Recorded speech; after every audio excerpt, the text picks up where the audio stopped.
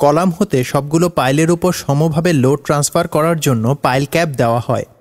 সবগুলো pile drive বা caste করা হয়ে গেলে পাইলগুলোর লোকেশন সঠিকভাবে নির্ণয় করে একটি as built pile location plan তৈরি করতে হবে। যদি কোনো পাইলের লোকেশন পরিবর্তিত হয়ে যায় তবে তা অবশ্যই ডিজাইন ইঞ্জিনিয়ারকে জানাতে হবে। অনেক ক্ষেত্রে পাইলের লোকেশন চেঞ্জ হলে পাইল ক্যাপের ডিজাইনও পরিবর্তিত হতে পারে। এখানে উল্লেখ্য যে পাইল ক্যাপের ভেতর পাইলগুলোকে ড্রয়িং অনুযায়ী একটি নির্দিষ্ট দূরত্ব পর্যন্ত ঢুকতে হবে।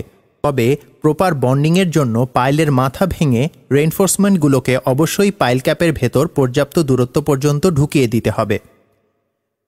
পাইল ক্যাপের রেইনফোর্সমেন্ট প্লেস করার সময় সতর্কতা অবলম্বন করতে হবে যেন ক্লিয়ার কাভার ড্রয়িং অনুযায়ী থাকে।